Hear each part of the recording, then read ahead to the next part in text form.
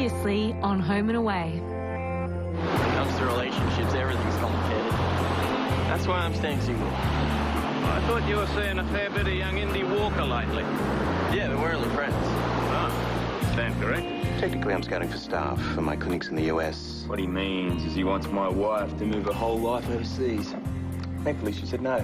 Well, actually, it's a fantastic opportunity. It's just if things were different. Yeah, but they're not, are they? So I don't know why I'm still talking about it. I'm not, Tony. You're the one who brought it up. What do you think about taking up my offer? I am. Seriously? Yes, I'm seriously considering taking the job.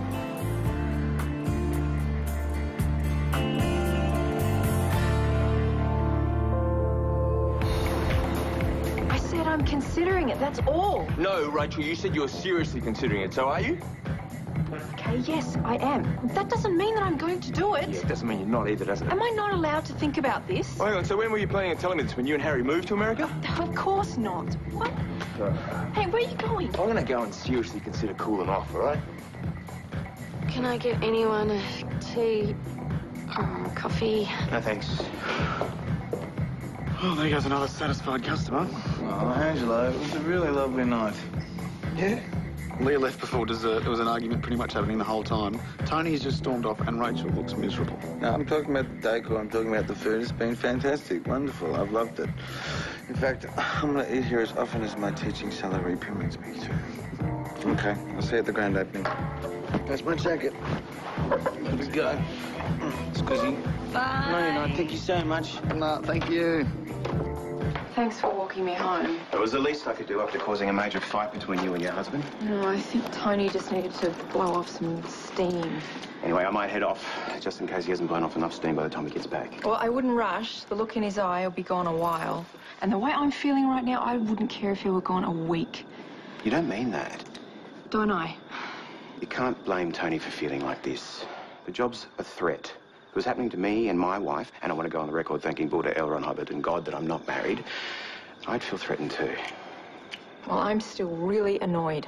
That's normal too. You have a great opportunity, one you're clearly excited by, and Tony seems to be dismissing it out of hand. Well, this analysis is all very well, but now I actually have to figure out what I'm going to do. You guys will come to a decision that works for both of you. You make it sound so easy. Like I said, I'm not married. Night. All right.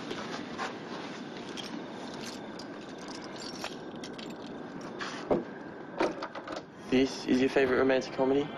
But it's so old. It's one of my favorites. But yeah, it's great. I can't tell what's going on. Everyone's wearing hats, talking really fast, and walking in and out of rooms all the time. It's about a man who refuses to believe in love, who falls in love with a woman who he broke up with a year ago, but she's so upset from the breakup that she doesn't trust men anymore. Well, if they were really heartbroken, they would not be smiling and making jokes. They would be constantly going over everything that went wrong in their head while staring out into space. Don't judge everyone by your own standards. Okay, then. Well, what did you do when you broke up with Olin? Stand in space and rehash everything that went wrong in the relationship, but then I moved on. Well, maybe I should start talking fast while walking in and out of rooms all the time. I'll have you know this is a classic. Just because something's made in black and white does not make it a classic. You realize that, right? So what are you saying? That all those episodes of Mr. Ed are cutting-edge television? Almost, but not quite. What about The Monsters? Oh, yeah, that's a classic. What are you doing? I spilled water on myself. I'm just taking my top off. Right.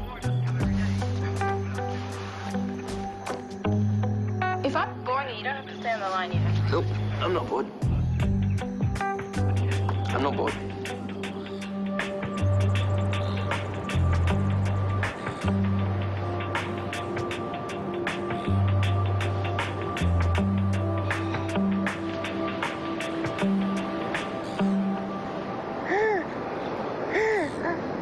Hi. You slept on the couch last night. Yeah, well, I got in a little late. I didn't want to wake you up. Left pretty early this morning. I really don't think we need to be childish about this. What, childish like deciding to go to America without telling your husband first? I haven't decided anything. That's why I'm here. I want to talk about it. There's nothing to talk about, Rach. I mean, My job's here, my home's here, Harry's home's here. Not to mention your job at the hospital, it's our home. I don't get it, Rach. Why are you even considering this? I mean, you came to Summer Bay to get away from the rat race and now you want to head off to America. I seriously don't understand why you're considering it. Because it's a fantastic opportunity, that's why. No, I think it's because Daniel's put ideas in your head. More like it, that's why. You weren't thinking this way before he arrived. No. But I was thinking that I'm not exactly fulfilled with the life that I've been living here. Rachel, nobody's 100% fulfilled with the life they lead. That's what life is, love. So I'm just supposed to accept that and not think of ways that I can improve things? No, but you could at least consider trying to improve it locally before you want to uproot everybody and take them the other side of the world. There's nothing local that compares with this. Have you looked? I don't need to.